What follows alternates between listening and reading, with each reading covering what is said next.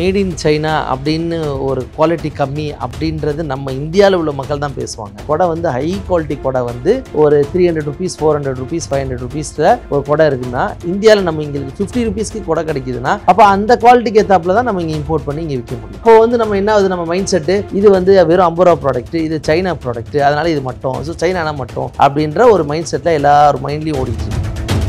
அந்த 1 year warranty முடிஞ்சோன்னா நீங்கள் போயிட்டு ஒரு இடத்துல ஃபோனை உடஞ்சிருச்சு, ஃபோன் தண்ணி விழுந்துருச்சு, நீங்கள் போயிட்டு அந்த இடத்துல போய் கேட்கும்போது அவன் ஒரு ப்ரைஸ் சொல்லுவான்ல, அந்த ப்ரைஸை நோட் பண்ணிக்கிட்டு நீங்கள் சைனாவில் போய் அது என்ன ப்ரைஸ்ன்னு கேட்டிங்கன்னா உங்களுக்கு வந்து பயங்கர ஷாக்காக இருக்கும். பெரிய ஹியூஜ் டிஃப்ரென்ஸ் இருக்கும். ஒரு பெரிய பிராண்ட் XYZ பிராண்ட் வந்து ஒரு 1 லட்ச ரூபா அதோடைய மார்க்கெட் மதிப்புனா அங்கே வந்து ஒரு 1000 ரூபாய்க்கு கூட நம்ம வாங்கலாம் அதே சேம் குவாலிட்டி, அதே குவாலிட்டி. அதுதான் அவன் காட்டுறது மக்கள்கிட்ட. இந்த பார், நீ இவ்வளோ ரூபாய்க்கு நீ அதை சொல்கிறியா, நான் இதே குவாலிட்டி இந்த ப்ரைஸ்க்கு நான் தரேன் அப்படின்னு அவன் மார்க்கெட் பண்றது. அதுதான் ஆப்பிள்ன்ற அந்த ஒரே ஒரு பிராண்டுக்காண்டி நம்ம ஏன் 1.5 லட்ச ரூபா கொடுக்குறோம் நம்மளுக்கும் தெரியல, ஏன் விற்கிறாங்கன்னு. அது பிராண்டுக்காண்டி தான் அந்த அமௌண்ட் நம்ம கொடுக்குறோம். அந்த பொருளுக்கு அந்த அமௌண்ட் கொடுக்குறோமான்றது.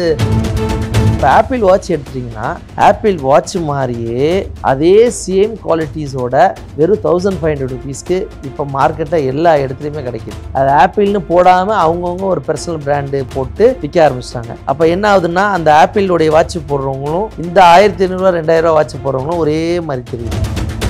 மேட் இன் சைனா இந்த பேரை பார்த்தாலே அந்த ப்ராடக்ட் குவாலிட்டியா இருக்காதுன்னு ஏன் யோசிக்கிறோம். ரயில்வே ஸ்டேஷன்ல 30 ரூபாய்க்கும் ஹெட்செட் கிடைக்குது, ஷோரூம்ல 3000க்கும் ஹெட்செட் கிடைக்குது. இதுக்கு காரணம் என்ன? நம்ம ஊர் லோக்கல் பஜார்லயே இம்போர்ட்டட் ப்ராடக்ட்லாம் எப்படி கிடைக்குது? சைனாவில இருந்து சென்னை துறைமுகத்துக்கு ஏகப்பட்ட கண்டெய்னர்ஸ் வருது. அந்த கண்டெய்னர்ல என்ன இருக்கும்? சைனா பீஸ்னாலே வாரண்டியும் கிடையாது, கேரண்டியும் கிடையாது அப்படின்னு ஏன் சொல்றாங்க?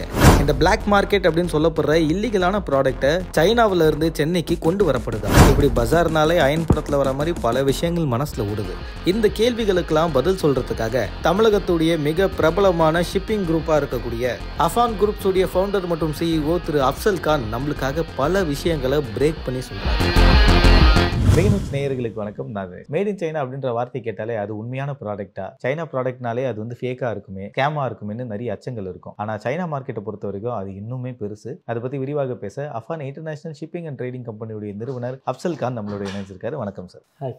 சைனா மார்க்கெட்டை பொறுத்த வரைக்கும் அது வந்து பூமிங் இண்டஸ்ட்ரியாக இருக்குது. இந்தியாவில் என்ன நடக்க போகுதுன்றத தொலைநோக்கு பார்வையோட நிறைய விஷயங்களை கொண்டு வந்துடுறாங்க முன்னாடியே. எப்படி சைனா வந்து எலக்ட்ரானிக் மார்க்கெட்டில் ரொம்ப டாப்பில் இருக்காங்க? அங்கே வந்து எப்படின்னா சின்ன வயசுலேருந்தே அங்கே உள்ள மக்களுக்கு வந்து அந்த சூழ்நிலையை உருவாக்கி தந்துடுறாங்க. இப்போ நம்ம என்ன செய்கிறோம், நம்ம ஊரில் வந்து நம்ம படிக்கிறோம், படித்து முடித்து வேலைக்கு போகிறோம், வேலைக்கு போய் இந்த ப்ரொஃபஷனில் இருக்கும் அந்த ப்ரொஃபஷனில் இருக்கும்னு சொல்லிட்டு ஒரு பிளானிங்கில் இருக்கிறோம். ஆனால் சைனாவில் அப்படி கிடையாது.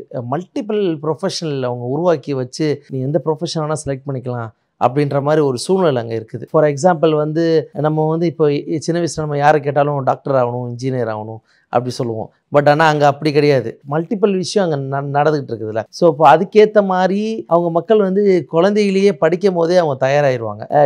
ஒரு சில பேர் அத்லெட்டிக்ஸ் இன்ட்ரெஸ்ட் இருந்துச்சுன்னா அத்லெட்டிக்ஸில் இருப்பாங்க. ஒரு சயின்டிஸ்ட் ஆகிற மாதிரி ஒரு பிளானிங்ல இருந்தால் அந்த இதில் ப்ரொஃபஷனல் சின்ன வயசுலேருந்தே அந்த ஸ்டடீஸ் எல்லாமே ஆரம்பிச்சிருவாங்க. நான் வந்து ஒரு புதுசாக ஒன்று இன்வென்ஷன் பண்ண போகிறேன் அப்படின்னா அதுக்கேற்ற மாதிரி அவங்க அடாப்ட் ஆகிடுவாங்க.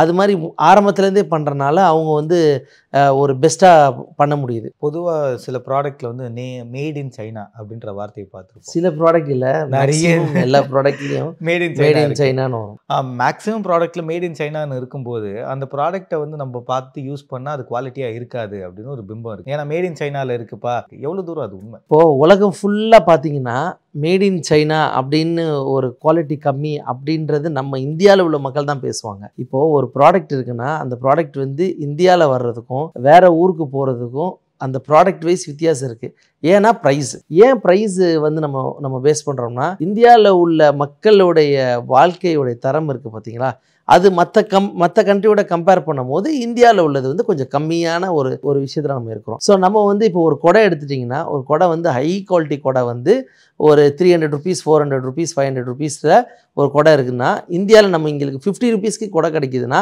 அப்போ அந்த குவாலிட்டிக்கு ஏற்றாப்புல தான் நம்ம இங்கே இம்போர்ட் பண்ணி இங்கே விற்க முடியும். ஸோ இப்போ ஜஸ்ட் ஃபார் எக்ஸாம்பிள் சொன்னேன். இப்போ நம்ம இங்கேயே பிராண்டட் கொடை ஒரு 1000 rupees இருக்குன்னா அந்த 1000 rupees கொடை வந்து எல்லாருக்கும் அஃபோர்டபுள் பண்ண முடியாது. அப்போ எல்லாரும் அஃபோர்டபுள் பண்ணுற மாதிரி இருந்தால் ஒரு 50லேருந்து 100 rupeesக்குள்ளே கூட தான் எல்லோரும் அஃபோர்டபுள் பண்ண முடியும். அப்போ அதுக்கேற்ற மாதிரி குவாலிட்டியான ஒரு ப்ராடக்ட் தான் நம்ம இங்கே பிஸ்னஸ் பண்ணுறவங்க இம்போர்ட் பண்ணி கொடுக்குறாங்க. அதை ஸோ சைனால ஆமாம் பண்ணி தராங்க. அப்போ வந்து நம்ம என்ன ஆகுது, நம்ம மைண்ட் செட்டு, ஓ இது வந்து 1000 ரூபா ப்ராடக்ட்டு, இது நல்ல குவாலிட்டி, இது வந்து வேற, இது வந்து வெறும் 50 ரூபா ப்ராடக்ட்டு, இது சைனா ப்ராடக்ட்டு, அதனால இது மட்டும், ஸோ சைனானா மட்டும் அப்படின்ற ஒரு மைண்ட் செட்டில் எல்லாரும் மைண்ட்லையும் ஓடிட்டு இருக்கு. அதான் அதோடைய உண்மையான இருக்கும். சைனாவுடைய ப்ராடக்ட்ஸ் வந்து யூனிக்னஸ் அதிகமாக நான் பார்த்துருக்கேன். எப்படி அவங்க வந்து எல்லாத்துலேயுமே யூனிக்னஸ் கொண்டு வர முடியுது, அதில் வேல்யூவும் ஆட் பண்ணுறாங்க. ஒரு பொருள் வந்து நம்மக்கிட்ட எவ்வளோ சேல்ஸ் ஆகுதோ அந்த அளவுக்கு நம்ம தயார் பண்ணுவோம், அப்படி தானே? நீங்கள் அது எந்த பொருளாக இருந்தாலும் சரி, ஒருத்தர் இந்தியாவில் வந்து ஒரு பொருள் வாங்குற மாதிரி ஒரு சூழ்நிலை நம்மக்கிட்ட இருந்துச்சுன்னா அப்போ நம்ம அந்த ப்ராடக்ட் என்ன செய்வோம், நம்ம மேனுஃபேக்சர் அதிகப்படுத்துவோம். அதே மாதிரி வேர்ல்டு ஃபுல்லாக எல்லாரும் எல்லா ப்ராடக்ட்டும் வந்து வாங்குற மாதிரி அங்கே ஒரு செட்டப் இருக்குது, அங்கே ஒரு சூழ்நிலை இருக்குது, அங்கே அந்த மாதிரி ஒரு ஒரு ஒரு பிளானிங் இருக்குது, அந்த மாதிரி ஒரு ஃபேக்ட்ரிஸ் வச்சுருக்காங்க, ரேட்டும் அஃபோர்டபுளாக வச்சுருக்காங்க, குவாலிட்டி அதுக்கேற்ற மாதிரி அந்தந்த ரேட்டுக்கு ஏற்றாப்புல மேட்ச் பண்ணுறாங்க. இப்போ நம்மளே இங்கே இந்தியாவில் நம்ம ஒரு ப்ராடக்ட் மேனுஃபேக்சர் பண்ணுறோம்னா அந்த ப்ராடக்ட் சேல்ஸ் ஆக ஆக ஆக ஆக நம்ம என்ன செய்வோம், அந்த ப்ராடக்ட்டை பற்றின பிஸ்னஸில் வேறு என்னென்னலாம் எக்ஸ்பெண்ட் பண்ணலான்னு நம்ம பிளான் போட்டு அந்த ப்ராடக்ட்டை ஆட் பண்ணிக்கிட்டே போவோம். அந்த ஆட் பண்ண அது எல்லாமே வித்துட்டு தான் இருக்கும். இதுதான் பிஸ்னஸ் உடைய ஆக்சுவல் சினாரியோ. ஸோ இப்போ ஜெய்ப்பூர்னு எடுத்துக்கிட்டால் ட்ரெஸ் எல்லாம் அங்கே நல்லா இருக்கும் அப்படின்னு சொல்லுவாங்க. ஸோ ஒவ்வொரு ஊருக்கு வந்து ஒரு ப்ராடக்ட் வந்து நல்லா இருக்கும் நம்ம வந்து கருதுறோம் இல்லையா? ஆனால் சைனாவை பொறுத்த வரைக்கும் நம்ம துணியாக இருக்கட்டும், எலக்ட்ரானிக்ஸாக இருக்கட்டும், ஹோம் அப்ளையன்சஸாக இருக்கட்டும், எதுவாக இருந்தாலும் சைனாவில் ஒரு குவாலிட்டி தராங்க. அது எல்லா குவாலிட்டியும் எல்லா ப்ரைஸுக்கும் அஃபோர்டபுளாக கொடுக்குறாங்க. இது எப்படி சாத்தியப்படுது? அங்கே ஃபேக்ட்ரிஸ் எப்படி அமைச்சிருக்காங்க? இப்போ ஃபேப்ரிக் மார்க்கெட்டுன்னு பார்த்தீங்கன்னா நம்ம இந்தியாவை வந்து பெஸ்ட்டுன்னு நம்ம சொல்லலாம். சூரத்து, நீங்கள் சொன்ன மாதிரி ஜெய்ப்பூர், பாம்பே, பெங்களூரு, இது மாதிரி வந்து நல்ல நல்ல ஐட்டம்ஸ் வந்து இந்தியாவில் கிடைக்கும். ஆனால் இந்த இடத்துக்கு வந்து வேர்ல்டு ஃபுல்லாக வந்து வாங்குவாங்களா அப்படின்னா அது ரொம்ப கம்மி. வாங்குவாங்க, பட் ஆனால் ரொம்ப கம்மி. இப்போ இதே சைனாவில் வந்து ஷவுசிங்னு ஒரு இடம் இருக்குது, கோன்சோன் இருக்குது, அதே மாதிரி நிறைய மார்க்கெட் இருக்குது. இந்த மாதிரி ஃபேப்ரிக் ஐட்டம்ஸ் இருக்குது, ஜீன்ஸ் இருக்குது, டிஷர்ட்ஸ் இருக்குது, இன்னர் வேர் இருக்குது. நம்ம திருப்பூரில் தயார் பண்ணுற மேக்ஸிமம் ஐட்டம்ஸ் வந்து அங்கேயும் வச்சுருக்குறாங்க. இப்போ அந்த மாதிரி ஐட்டம்ஸ்லாம் இருக்குதுல்ல. அப்போ அங்கே வந்து எப்படின்னா வேர்ல்டு ஃபுல்லாக ஒரு மார்க்கெட்டிங், அதாவது ரீச் ஆயிடுச்சு. நீங்கள் சொன்னீங்களே 15 சைனா ஏன் இவ்வளோ அட்வான்ஸாக இருக்கான்னா, ஏற்கனவே சைனாவில் இதெல்லாம் கிடைக்குதுன்னு எல்லா மக்களுக்கும் தெரிஞ்சிருச்சு.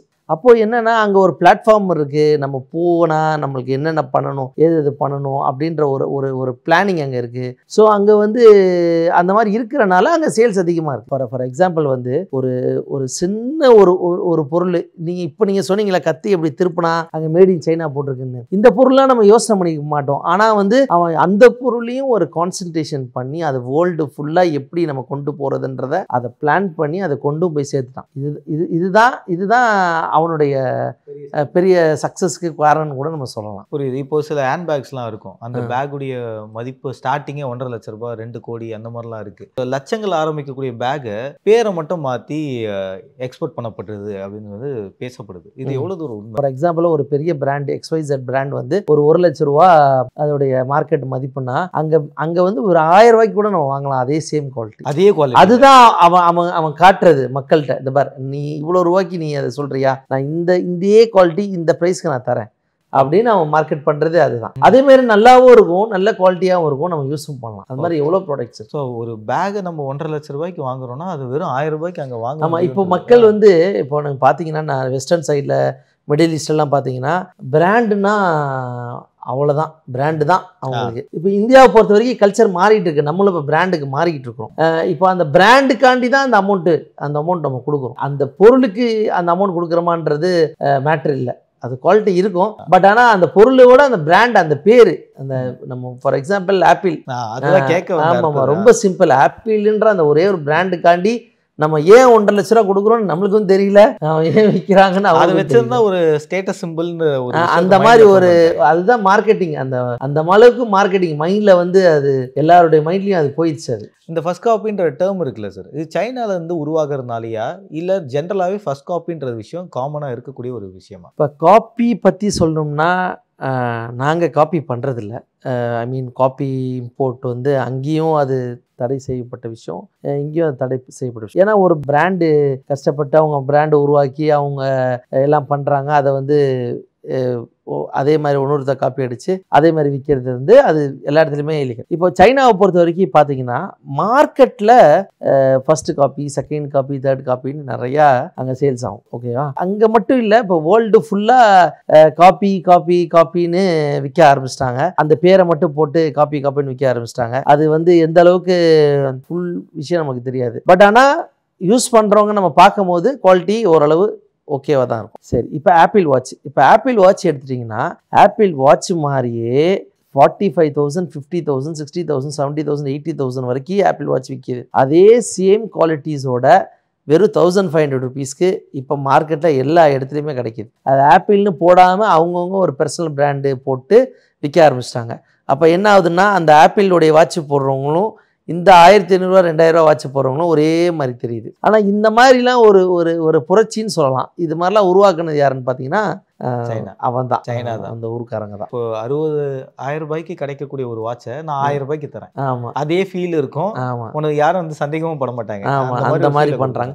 பட் ஆனால் உள்ளக்க ஃபியூச்சர்ஸ் பார்த்தீங்கன்னா அது ஆப்பிள் மாதிரி வராது. அவ்வளோ தேவையில்லையே, ஒரு நிமிஷம் பார்த்து டைம் ஆப்பிள் வாட்சா அப்படின்னு கேட்டா போதுமே, ஆமாம், கேட்க வச்சிடுறாங்க. இப்போ நீங்கள் ஆப்பிள் வாட்ச்சு இல்லை இது மாதிரி நீங்கள் பிராண்டட்லாம் நீங்கள் பார்த்தீங்கன்னா கூட இவ்வளோ அமௌண்ட்டு நம்ம கொடுக்குறோமே அப்படின்னு நம்ம யோசனை பண்ணி பார்த்தா நம்ம அதை வாங்க மாட்டோம். ஓகே, அந்த பிராண்டுன்ற அந்த ஒரு விஷயத்தை தான் வாங்குவோம். ஓகேவா? உங்களுக்கு புரியுதா? ஆமாம், அதுதான் நம்ம திருப்பி நம்ம வந்து சொல்கிறது. நீங்கள் பிஸ்னஸ் யாராவது பண்ணுறா இருந்தா இல்லை எங்ககிட்ட வந்து யாராவது பிஸ்னஸ் பற்றி கேட்குறா இருந்தா ஃபஸ்ட்டு வந்து ஒரு ப்ராடக்ட்னா அந்த ப்ராடக்ட்டில் ஒரு பிராண்டை உருவாக்குங்க. அந்த பிராண்டை மார்க்கெட்டிங் பண்ணுங்கள்.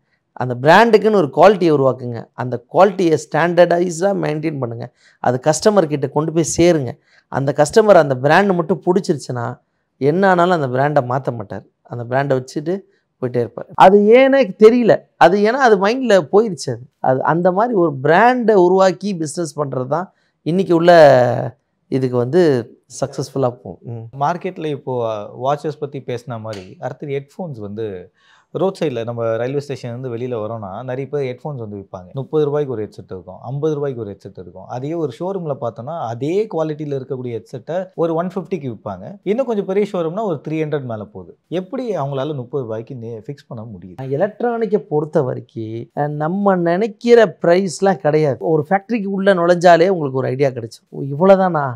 ஒரு ஹெட்செட்டு ஒரு 5 ரூபாய்க்கு கூட வாங்கலாம் நம்ம ஒரு காசு. அங்கே ஆமாம், 0.50 ஃபில்ஸ் கூட வாங்கலாம் நம்ம. அதுக்கேற்ற மாதிரி குவாலிட்டி இருக்கும். அதுக்கு கம்மியாக கூட வாங்குறாங்க. ஓகேவா? அதுக்கு மேலே போடுற பாக்ஸு, அதுக்கு மேலே போடுற பவுச்சு, அதுக்கு மேலே போடுற அந்த ரேப்பரு, அதுக்கெல்லாம் காஸ்ட்டு போட்டு அப்புறம் இங்கே இம்போர்ட் பண்ணுறாங்க. அதுக்கு ஒரு ஸ்டாண்டர்டைஸ்டு சர்டிஃபிகேட்ஸ்லாம் தேவைப்படுது. அந்த சர்டிஃபிகேட்லாம் எடுத்து நம்ம இம்போர்ட் பண்ணி இங்கே விற்கும் போது அவங்க அந்த 30 ரூபாய்க்கு விற்றாலும் உங்களுக்கு ப்ராஃபிட் கிடைக்கிற அளவுக்கு அந்த அந்த அந்த ஐட்டம் இருக்குது. என்னதான் இருந்தாலும் அந்த காஸ்ட்டு வந்து நம்மளுக்கு தெரிஞ்சிருச்சுன்னா நம்ம அதுக்கேற்ற மாதிரி நம்ம பிளான் பண்ணிக்கலாம். இப்போ எலக்ட்ரானிக்கை பொறுத்த வரைக்கும் இப்போ நம்ம டெம்பர் கிளாஸ் மட்டும் இல்லை, பின்னாடி போடுற பவுச்சு, அதில் உள்ள டிஸ்பிளேயில் உள்ள ப்ரைஸஸ்ஸு எல்லாமே வந்து நீங்கள் இங்கே போய் ஒரு கடையில் போய் கேட்கும் போதோ இல்லை ரிப்பேருன்னு போகும்போதோ இல்லை சர்வீஸ் சென்டர் போகும்போதோ இல்லைனா பிராண்டட் கம்பெனிக்கு போய் சர்வீஸ் சென்டர் அந்த 1 இயர் வாரண்டி முடிஞ்சோன்னா நீங்கள் போயிட்டு ஒரு இடத்துல ஃபோனை உடஞ்சிருச்சு, ஃபோன் தண்ணி விழுந்துருச்சு, நீங்கள் போயிட்டு அந்த இடத்துல போய் கேட்கும்போது அவன் ஒரு ப்ரைஸ் சொல்லுவான்ல, அந்த ப்ரைஸை நோட் பண்ணிக்கிட்டு நீங்கள் சைனாவில் போய் அது என்ன ப்ரைஸ்ன்னு கேட்டிங்கன்னா உங்களுக்கு வந்து பயங்கர ஷாக்காக இருக்கும். பெரிய ஹியூஜ் டிஃப்ரென்ஸ் இருக்கும். ரொம்ப பெரிய ஹியூஜ் டிஃப்ரென்ஸ் இருக்கும். ஏன்னா அவ்வளோ வித்தியாசம் இருக்கும். ஆனால் எலக்ட்ரானிக் விஷயத்தில் ப்ராஃபிட் எந்த அளவுக்கு இருக்கோ அதே மாதிரி அதில் ப்ராப்ளம்ஸும் இருக்குது. இந்த நோ வாரண்டி நோ கேரண்டி இந்த வார்த்தை வந்து அதிகமாக இது ஒரு காலத்தில் ரொம்ப இருந்துச்சு, இப்போலாம் ரொம்ப குறைஞ்சிருச்சு. ஏன்னா இப்போ எல்லாரும் அவேர்னஸ் ஆகுறாங்க. ரொம்ப கம்மி விலை வாங்கக்கூடாது, நல்ல குவாலிட்டியாக வாங்கணும்னு. நல்ல குவாலிட்டி நம்மளே இறக்கி நம்மளே வாரண்டி கொடுக்கலாம். ஓகே, அப்போ நம்மளே பிஸ்னஸ் பண்ணலாம். எவ்வளோ பேர் பண்ணுறாங்க தானே. எலக்ட்ரானிக் ஐட்டம்ஸ் நிறைய பேர் வந்து இறக்கி அவங்க வாரண்டி கொடுத்து அவங்க இங்கே சர்வீஸ் சென்டர் வச்சு இங்கே கொடுக்க தானே செய்கிறாங்க. உங்களை அணுகுனா அதுக்கான கண்டிப்பாக செய்யலாம். நம்ம அந்த மாதிரி சிஸ்டம் நம்ம பண்ணி கொடுக்குறோம். எப்படி இங்கே வாரண்டி கொடுக்குறது அப்படின்றத நம்ம பண்ணி கொடுக்குறோம். இப்போ சைனான்ற ஒரு வார்த்தையை எடுத்துக்கிட்டாலே அது பின்னாடி நிறைய வர்த்தகம் இருக்குது. அதில் முக்கியமாக பேசப்பட்டது ஸ்கேம் அப்படின்ற ஒரு வார்த்தை இருக்கும். ஸ்கேம் பண்ணுறாங்க, சைனா ப்ராடக்ட்ஸ்லாம் ஸ்கேம் பண்ணுறாங்க அப்படின்னு வருது. அதை தாண்டி இப்போ சில படங்கள்லாம் எடுத்து வேற பயமுறுத்தி வச்சுருக்காங்க. இந்த பிளாக் மார்க்கெட் இருக்குது, சைனாவில் இந்த மாதிரி இல்லீகலாக நிறைய விஷயங்கள் விற்கிறாங்க, அப்படிலாம் வந்து பயமுறுத்தி வச்சுருக்காங்க. இது எவ்வளோ தூரம் உண்மையாக இருக்குது? நீங்கள் இறங்கி போய் பார்த்தெல்லாம் இருக்கும் இல்லையா? இல்லை, இல்லீகலாக என்ன விற்கிறாங்கன்னு எனக்கு தெரியல. அப்படிலாம் எனக்கு தெரிஞ்சு நம்ம எத்தனை வருஷமாக நம்ம பிஸ்னஸ் பண்ணுறோம். இல்லீகலாக என்ன பண்ணுறாங்க? உலகத்தில் எல்லா இடத்துலையும் இல்லீகலும் இருக்கும், லீகலும் இருக்கும். யாரெல்லாம் லீகல் தேடி போடுறாங்களோ லீகல் ஒரு வழி இருக்கும், இல்லீகல் தேடி போடுறோம் இல்லீகல் ஒரு வழி இருக்கும். இந்த பிளாக் மார்க்கெட்ன்ற டேர்ம் எப்படி பிளாக் மார்க்கெட்டுன்னா அப்படிலாம் ஒன்றும் எனக்கு தெரிஞ்சு இல்லை, எல்லாமே அங்கே லீகல் தான். அதாவது இப்போ நீங்கள் ஒரு ஊர்லேயும் ஏகப்பட்ட ஃபேக்ட்ரிஸ் இருக்கும், அந்த ஃபேக்ட்ரிஸ்க்கு ஏற்றாப்புல ஒரு மார்க்கெட் இருக்கும். அந்த மார்க்கெட்டில் போய் யார் வந்து ஃபஸ்ட்டு போயிட்டு என்னென்ன ப்ராடக்ட் இருக்குதுன்னு பார்க்குறதுக்கு அந்த மார்க்கெட்டுக்கு போய் பார்த்தா போதும். இன்னும் கொஞ்சம் நிறைய கண்டெய்னர்ஸ் ஆர்டர் பண்ண போகிறோன்னா ஃபேக்ட்ரியில் போய் பார்த்தா போதும். இது இல்லாமல் வருஷத்துக்கு பொதுவான 2 ஃபேர் அவங்க நடத்துவாங்க, எல்லா ஐட்டமும் வச்ச மாதிரி. மார்ச்சில் 1 அக்டோபரில் 1 நடத்துவாங்க. இது இல்லாமல் பர்டிகுலர் ப்ராடக்ட் இருக்குல்ல, சூட்கேஸ்னால் சூட்கேஸு, கேமிங் மிஷினா கேமிங் மிஷின், ஃபர்னிச்சர்னா ஃபர்னிச்சர், அது மாதிரி தனித்தனி ஃபேர் நடத்துவாங்க. அந்த ஃபேரில் வந்து எல்லா ஃபேக்ட்ரிஸ்காரனும் அவுட்லெட் போடுவாங்க. அப்போ ஃபாரினர் போய் எந்தெந்த இடத்துல போய் நம்ம வாங்கலாம்னு சொல்லிட்டு ஒரு ஐடியா கிடச்சிரும். அந்த ஐடியாக்கு ஏற்றாப்புல அவங்க வந்து பிளான் பண்ணி அவங்க பிஸ்னஸ் பண்ணுவாங்க. இதுதான் அங்கே சைனாவில் நடக்கிறது. சார், நீங்கள் வந்து சைனா ஃபுல்லாக எக்ஸ்ப்ளோர் பண்ணதால் இந்தந்த ப்ராடக்ட் எங்கே கிடைக்குன்ற விஷயத்த புரிஞ்சு வச்சுக்கிட்டு இருக்கீங்க. ஒவ்வொரு இடத்துக்கும் ட்ராவல் பண்ணி எப்படி வந்து கிரவுண்ட் ஸ்டடி பண்ணீங்க? ஏன்னா ஒரு ப்ராடக்ட் வந்து இந்த இடத்துல தான் கம்மியாக கிடைக்கும்னு உங்களுக்கு இவ்வளோ தூரம் நாலேஜபிளாக அந்த ஊர் பேர் கரெக்டாக சொல்கிறீங்கன்னா அதுக்கு பின்னாடி பெரிய ப்ராசஸ் இருக்கும். எப்படி அது வந்து கற்றுக்கிட்டீங்க? எங்களுக்கு வந்து சைனாவில் டீம் இருக்காங்க. நம்ம ஆரம்பத்தில் நம்ம என்ன செஞ்சோம்னு சொன்னால், அந்த நேரத்தில் இந்த மாதிரி ஒரு ஃபோனுடைய விஷயம்லாம் அப்போ இல்லை. இந்த நார்மலாக அங்கே போனீங்கன்னா உங்களுக்கு Google, Facebook, YouTube, map, Google map அதெல்லாம் எதுவுமே ஒர்க் ஆகாது. கூகுளே ஒர்க் ஆகாது. ஆமாம், கூகுள் எதுவுமே ஒர்க் ஆகாது. அங்கே வந்து baidu.com-னு ஒரு வெப்சைட் இருக்குது, அதுதான் கூகுளுக்கு பதிலாக. அப்புறம் அங்கே வந்து வீசாட்டுன்னு ஒன்று இருக்குது, வாட்ஸ்அப்புக்கு பதிலாக வீசாட்டு.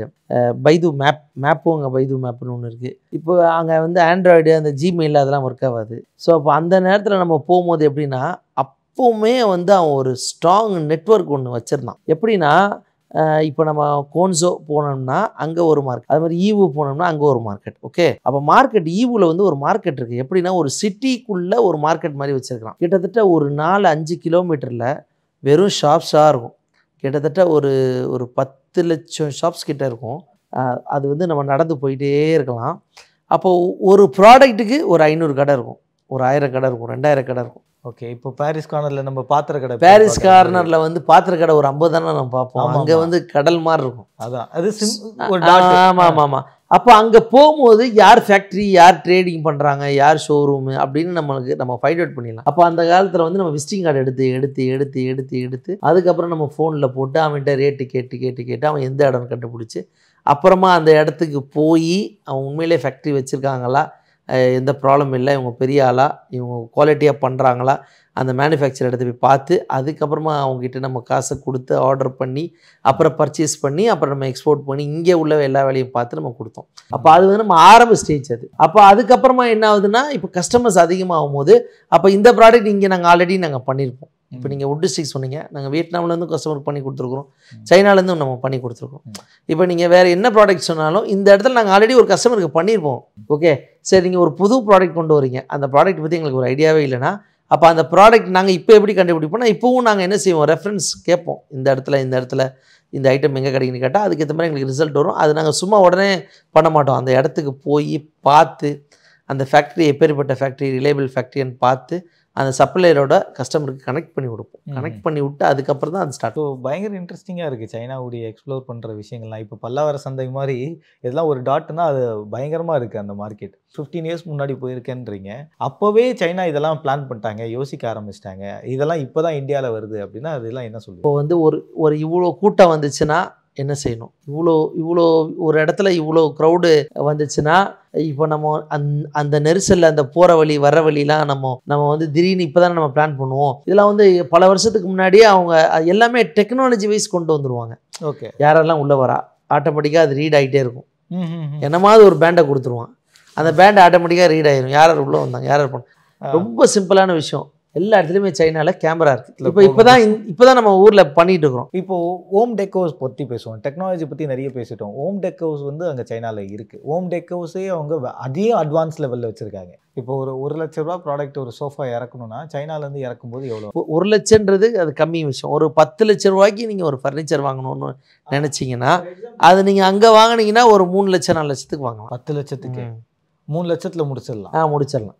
என்னென்ன வாங்கணுமோ அது எல்லாத்தையும் வாங்குவோம். ஆமாம் வாங்கிடலாம். நீங்கள் ஒரு 10 லட்ச ரூபா இங்கே பட்ஜெட் வச்சிருக்கீங்கன்னா அங்கே ஒரு 3 லட்சம் 4 லட்சத்தில் முடிச்சிடலாம். ஓகே, 7 லட்ச ரூபாய் ப்ராஃபிட் வர அளவுக்கு அங்கே கம்மியாக ஆமாம் தராங்க. ஆமாம். ஆனால் குவாலிட்டியும் அதே மாதிரி தான் இருக்கும். குவாலிட்டி இருக்கும், ஓரளவு ஈக்குவல் பண்ணிக்கலாம். ஈக்குவல் பண்ணிக்கலாம். ஆமாம் எக்ஸ்போர்ட் பண்ணணும்னு நினைக்கிறவங்க உங்களை வந்து அணுகும்போது அதுக்கான விஷயங்களும் ஆமாம் நாங்கள் தெளிவாக சொல்லிடுவோம்.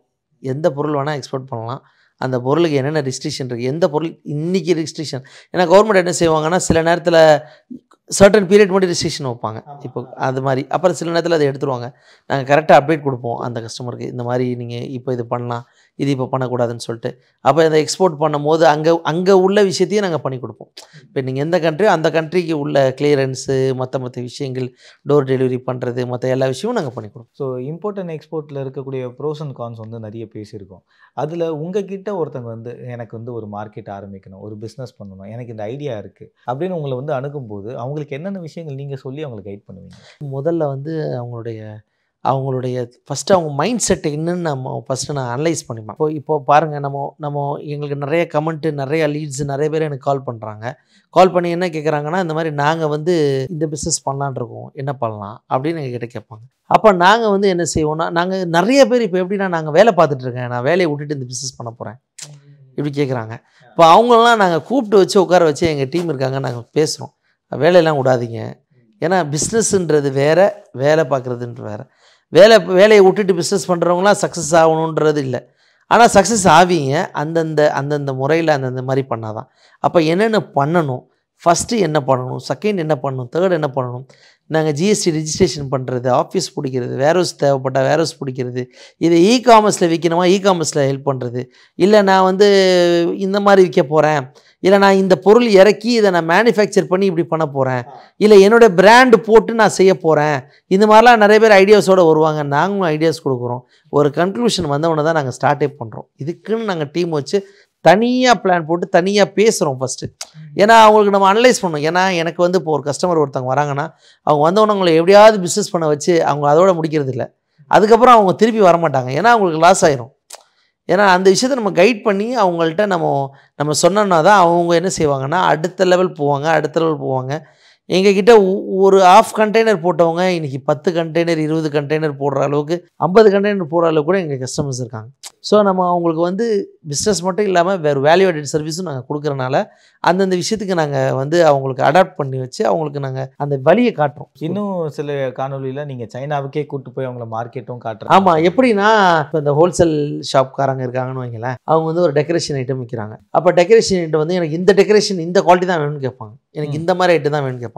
அப்போ நாங்கள் வந்து முடிஞ்ச அளவுக்கு சாம்பிள் எடுத்துகிட்டு வந்து உங்ககிட்ட காட்டுவோம். இல்லை எனக்கு நிறையா பார்க்கணுன்னா உங்களை கூட்டிகிட்டு போய் அந்த இடத்துல போய் அந்த டெக்கரேஷன் ஐட்டத்தை காட்டி நாங்கள் அதுக்கப்புறமா அவங்க கன்ஃபார்ம் பண்ண பிறகு அதுக்கப்புறமா தெளிவு பண்ணுவோம். ஸோ ஓவரால் நம்ம என்னென்ன விஷயங்கள் பண்ணுறோம், சைனா மார்க்கெட் எப்படி இருக்குது, சைனானா மேட் இன் சைனான்னு அச்சப்பட வேணாம் அப்படின்ற விஷயத்தை பிரேக் பண்ணி சொல்லியிருக்கீங்க. ரொம்ப நன்றி. Thank you so much.